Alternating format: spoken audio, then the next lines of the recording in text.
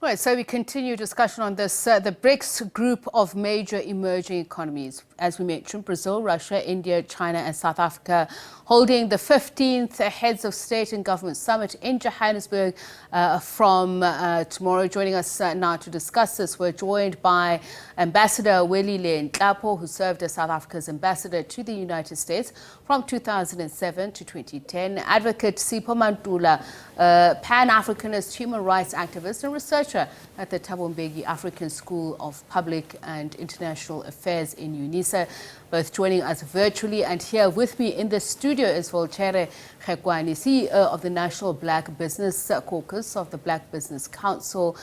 He'll be sharing his views about how the township economy and South Africans at grassroots level can gain from the summit. The theme of the summit this year, of course, we mentioned being BRICS and Africa, Partnership for Mutually Accelerated Growth, Sustainable Development and Inclusive Multilateralism. One of the issues we look at is the growing influence of BRICS, and the question being posed is whether the bloc is becoming a balancing force in world affairs. Let me perhaps start with you, Ambassador Welile Nhlapo, on this issue. We heard President Cyril Ramaphosa in his preamble just painting the picture of where South Africa has come as a nation, both from colonialism, post-apartheid, but also talking about the pressure being placed on it, particularly because of its non-aligned stance. I found myself wondering what that then says about the talks on AGOA, the renegotiation of the terms that he pointed to. Does the position it takes during this summit and the policies that it pushed for determine how those talks will turn out?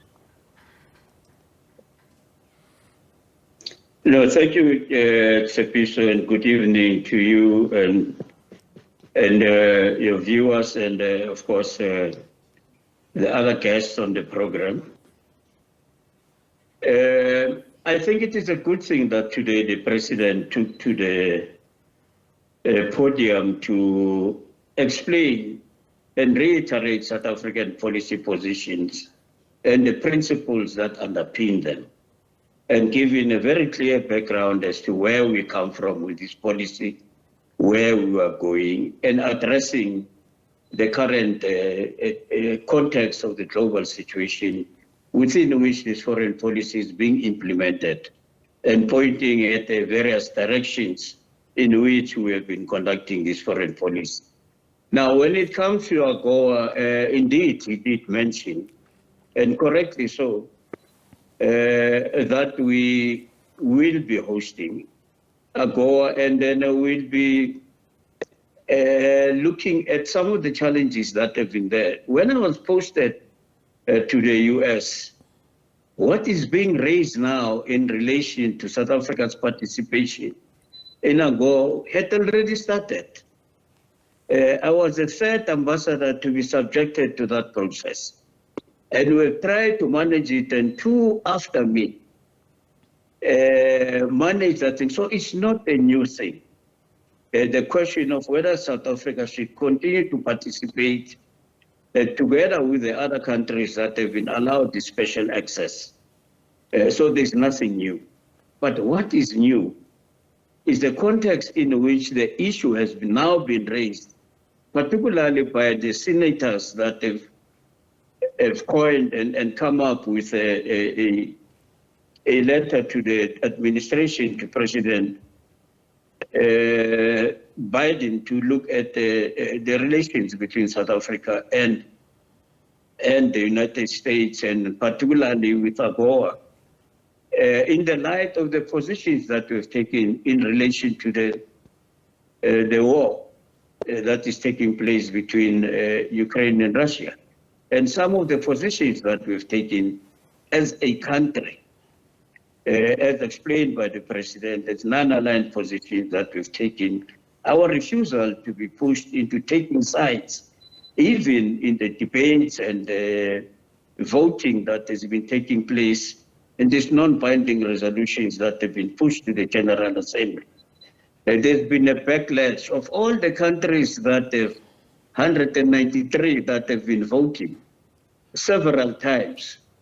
We have been singled out for harsh criticism and even threats of punishment because of the position that we're taking, and maybe because they believe that we are being a very bad example to others. But this is who we are, and as the president was explaining, once we take our decisions, we'll have to stick by them because it is in our interest to do so. Ambassador, and we have to pursue our independent foreign policy. Ambassador, let me then take the question to Advocate Mantula, and the operative word here being stick, the carrot and stick approach. I'm curious about that. We saw when the G7 meeting took place, there was a question on whether or not South Africa was snubbed. As this meeting gathers, we know that there are 40 countries or thereabouts that have expressed interest in being part of BRICS, 23 that have filed formal applications. And there are even questions around whether this could put South Africa and the BRICS countries in a position to even be a counterpart or, you know, the potential to change the existing world order and be a counterpart of G7. Share with me your views if we are paying the price and if we will have the strength of character in this summit of taking a hard line. The president was saying that we have a principial stand and are non-aligned on issues that are important. Evening, Sepiso, even to your viewers and to my fellow panelists. Sepiso, if you look, even whether you talk of the G7 stance, I think you look at this BRICS historic meeting that for the first time we have African countries having interest to be part of this global forum. And also our foreign policy, I think for us, whether we moved from African Renaissance to Ubuntu, we still show the issues that affects the African continent. And I think when you have to look deeply, the key operative words also that we use today was the issue around peace, security, development, integration. We might have lacked something, Sepiso, which I feel that it is one of the pillars of BRICS, which is to people contact, which is cultural relations. And when we think of cultural relations amongst the BRICS countries, creative economy also sits on that. But security is key, Sepiso. We might talk of trade, development, business, women, but if we don't address the issues around conflict management, and I think it was sharp today to also talk about the Africa Peace Mission to Russia and Ukraine, and also to deal with the military coups that are in the African continent. So if one looks at this global geopolitics, whether from unipolar or to multipolar, Sepiso, it is important how do we ground our understanding of geopolitics to ordinary people also, because for us is that we need to emphasize why is South Africa part of the BRICS countries after it has joined for almost 13 years. Because one other aspect that we don't grasp and pick up is that South Africa became part of the BRICS. As Ambassador will have said, we have not applied for BRICS. We were asked to join the BRICS countries as it was the BRIC. So you need to understand dynamics of 2010 to 2023, how it faces Africa also, because we cannot have the meeting of European countries and at the same time we don't understand the question of the global south.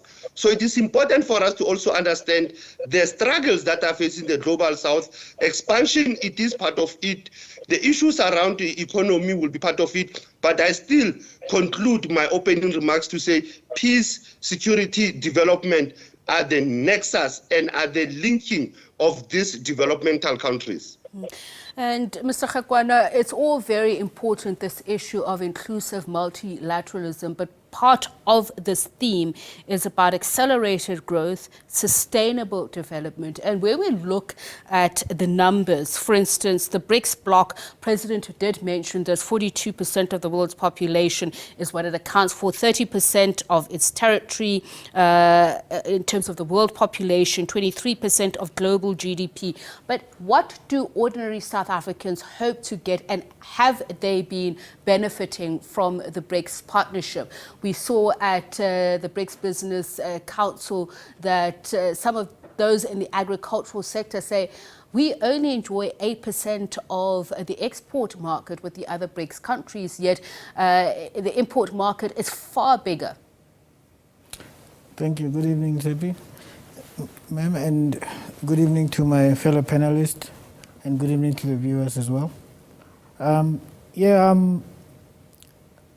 feel that we here in South Africa need to chart a path of how we want to benefit, because I think small business, which is the breadbasket of an economy, but is usually sidelined.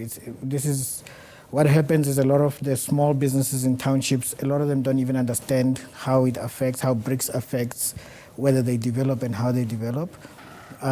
We find that big business understands these kind of organizations like your AGOA, your BRICS, and there are different types of things. But what we find is that in the small business sector, I've been talking to a few of them to see how we can chart a way forward. So a way forward that we're coming up with is we want to see relaxed tariffs with fellow BRICS countries so we can have access to those markets. Because right now what we have, yes, there are some preferential purchasing programs that are there, like the Belt and Road as an example, but we do not have actual trade agreements that allow us to be able to send our products into the larger markets that we deal with. Access to information is another thing. The BRICS Business Council, we need to engage with them as well as, to merge all our initiatives internally in South Africa to be able to merge with what's happening with BRICS. Because right now they're operating in different silos. Like, for example, the Township Economic Development Bill, it's centered at developing township economy, but the township economy has no real knowledge or understanding or access to what BRICS Business Council is negotiating on their behalf. And the way I see it, I would have thought it would be better if the township businesses had a platform to engage with the BRICS Business Council. One, to be educated about what is possible. Two, to be able to also add value to the discussion, to say, these are our actual situations, this is where we are now, this is where our short term, where we want to be, and our long term, what we would like to benefit out of BRICS, right? It's a huge opportunity, and not just for South Africa, for all of Africa, because we've got the Africa Free Trade Agreement, which can really benefit BRICS countries if they start manufacturing locally in Africa so that they can have a full access to this huge market of 1.3 billion people, right? And if we look at our BRICS partners, the original ones, we know that after this meeting there will be others maybe, but if we look at them, let's take China for example. China is a market that has changed a lot since the economy started changing in China for the better, right? And you got this huge middle class. So it's no longer the factory of the world. Its dynamics are changing. And that is an opportunity, the way I see it, for small business, especially in South Africa and the SADC region, right? Because then we can take on that manufacturing that is currently being outsourced by China to Vietnam and Cambodia and parts of Thailand, Laos. They are doing a lot of that basic manufacturing that was in China in the beginning of this whole process, right? So we have here a currency that allows us to be able to be affordable as a manufacturer. We have access to the Africa Free Trade Agreement, so if they manufacture here, we create jobs, but we also give those companies good access to the entire continent. So these discussions, I think, are the ones that are supposed to be had. Mr. Kgekwane, let me move on to Ambassador Nhlapo. The issue of the terms of the loans and the currencies in which they are offered brings me to the question that has been raised countless times in terms of the philosophical issue of de-dollarization, whether or not there is complete buy-in. We know that there are other African countries, leaders who've been invited to the summit. We saw African leaders' peace summit to the Ukraine, to Russia. There were those who observed, Ambassador, that there weren't as many African African leaders at the summit than there were in previous years. So my question to you is, are there signs and is there a belief that Western dominance, or even if it's Eastern European dominance, is indeed beginning to whittle away? And is it time for the BRICS country nations to position themselves at the center of that, the changing world order? Yeah, I think we need to understand the reasons why, perhaps in this particular instance, the summit that took place in Russia did not attract as many of the countries that we would have expected from the African continent. There are a number of reasons why that has happened. Some have chosen not to go. Others have not sent their heads of states as they would usually do. And I think it raises a question that has been discussed before by the AU as to how do we engage individual countries that invites the continent for the kinds of engagements that we have. That maybe it's about time, and President Ruto has been raising these things since he has come into the mix, that we've taken those decisions, that the pattern that we had agreed upon in the past, that the head of the regional economic communities, plus the Commission, the African Development Bank, and the agencies of the AU should be the ones that represent the continent in such meetings. And then, of course, with the current chairman for the year. But we must also understand that once there are invitations that have been issued, each and every country takes a decision in terms of whether they think they need to go or not. We have issued invitations to the rest of the continent. Everybody, not everybody will come for different reasons, but there will be some form of representation in terms of what will be taking place here, because this is going to be one of the biggest gatherings this year since after COVID. An international gathering where critical issues are going to be discussed around the issue of the BRICS, around the shift from unipolarity to multipolarity, in the context that the president has described. It's a very difficult one.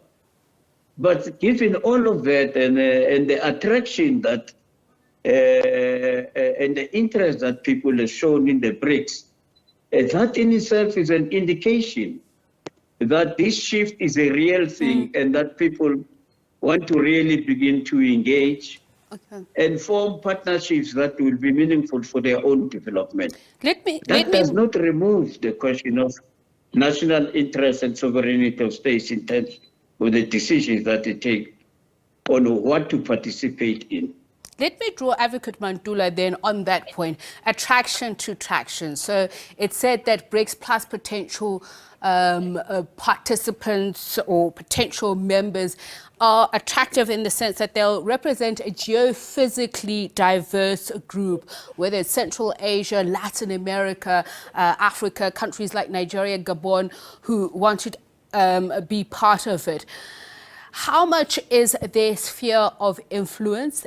And I'm talking about moving away from European influence, US influence, particularly if we look at what's happening in the Sahel region at the moment, Advocate Mantula, and how those discussions could find themselves within these discussions at BRICS. So it is very important to look at those African countries' appetite to can join the BRICS. That it is similarly to how African countries joined the British Commonwealth, they've joined the EU partnerships, they've been part of US-Africa Summit. But when you look at this interest, whether Ethiopia or Egypt or even Lagos, you'll understand dynamics that they are both heading ECOWAS this year. Bola Tinubu will be present in this summit because he is part of ECOWAS. He's also representing one of the dominating economies. You understand William Ruto, Abiy Ahmed, they are representing East Africa region.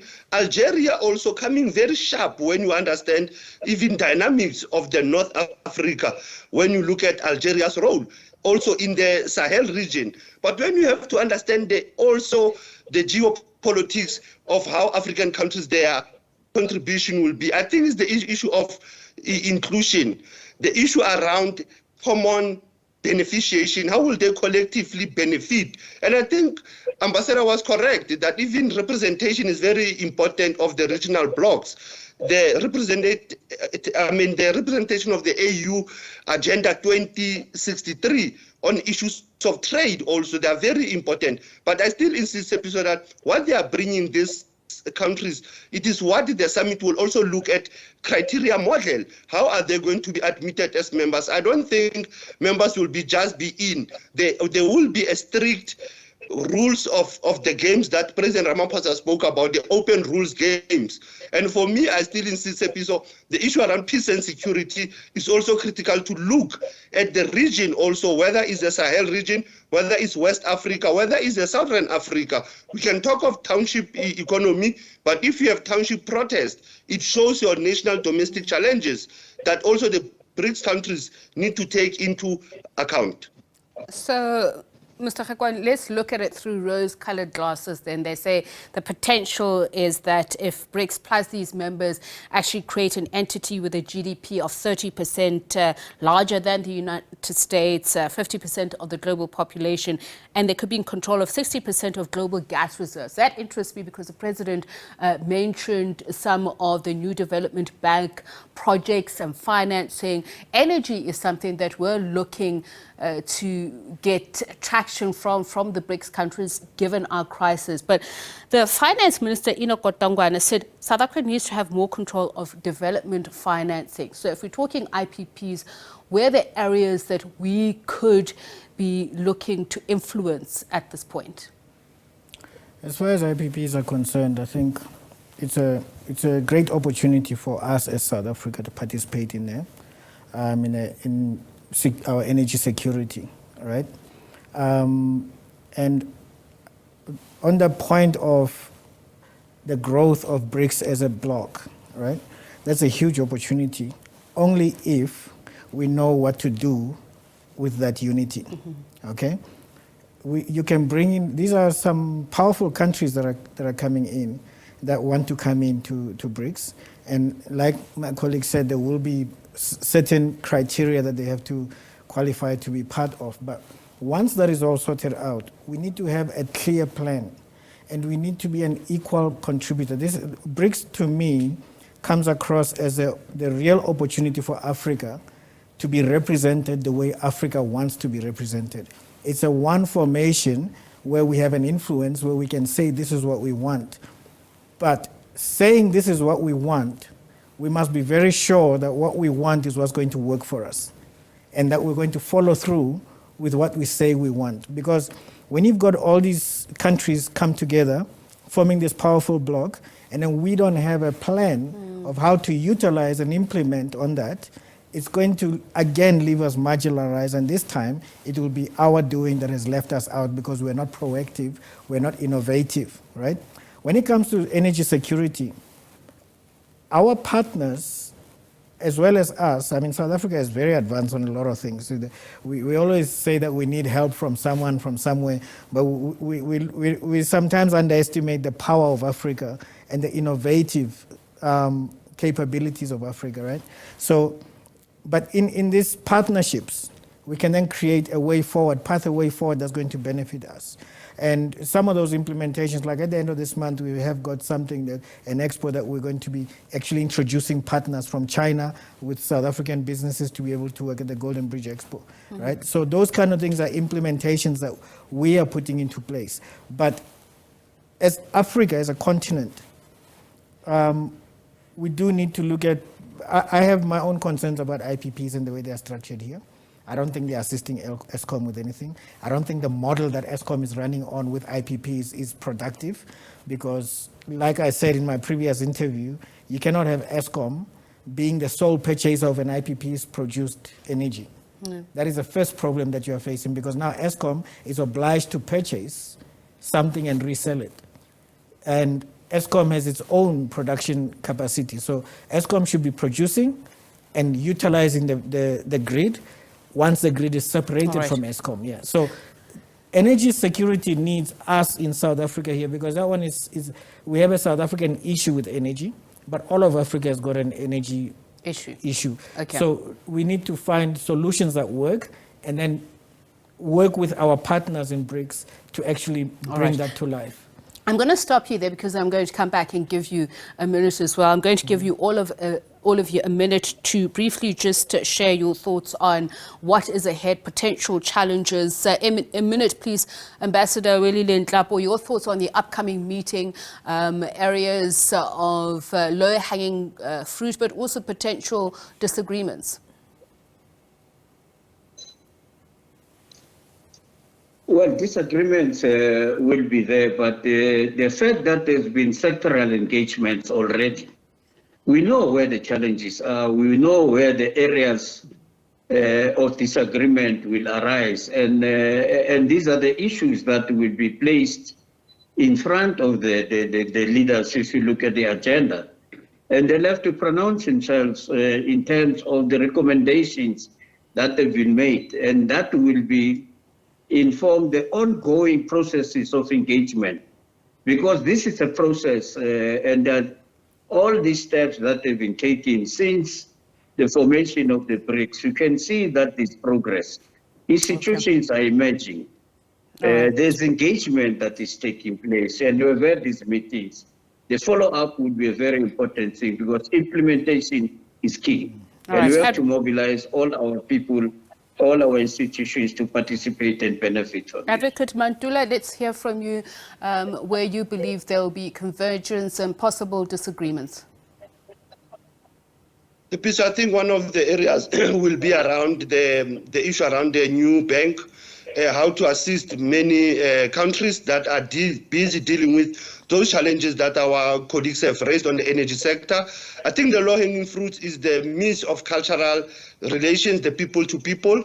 And the second aspect, like I said, how to strengthen the issue around peace, security, development, integration, and to understand the new challenges, whether this cybercrime and also the Western hegemony. We might not have spoken about Western hegemony and the dominance in terms of economic trade, and also the youth and the women in the BRICS, and the role of media, so how the media understand the BRICS for the past 15 years. How do they document it? How do they share the knowledge of the BRICS without having this stance of the unipolar or the multipolar or Western hegemony or anti-Western sentiments? I think those are the key issues that the BRICS must come. And finally, implementation plan is key. All right, thank you very much, Advocate Mantula. Mr. Kgekwane, just your final words on where you believe we may capitalize on previous agreements and where there might be stumbling blocks. From a business point of view, it's implementation. Because talking about it forever and never doing anything about it does not give us anything different to what we had a minute ago. So I say this when we have our own initiatives that we're moving with, and we're working very well with government on it. These kind of implementation meetings or expos or seminars where we bring investors to come and meet business, and then we work together. We've got South African investors as well meeting Chinese companies because we want to cross-pollinate the economics of BRICS, right? But we need to actually do something as business. So we can't be waiting for government all the time to do things. Government is setting the platform. We need to implement. So in that implementation, and just to add for what my colleague was saying about security and peace, right? That all is fundamental because it's dealing with poverty. We need to get to deal with poverty, and the only way to deal with poverty is to empower small businesses, create the jobs, let the small businesses be sustainable. So this is where I feel BRICS is going to assist. in the development. And that is part of what they committed themselves to at the 10th BRICS Summit here in Johannesburg. Thank you very much to my guests for sharing with us their thoughts on the upcoming 15th BRICS Summit, the meetings, some of the discussions on the table. With me here in studio, Volchere Kgekwane, the CEO of the National Black Business Caucus of the Black Business Council. We also had virtually with us Advocate Sipho Mantula, who's a Pan-Africanist human rights activist and researcher at the Thabo Mbeki African School of Public and International Affairs in UNISA. Thank you very much to Ambassador Welile Nhlapo, who served as South Africa's ambassador to the United States from the year 2007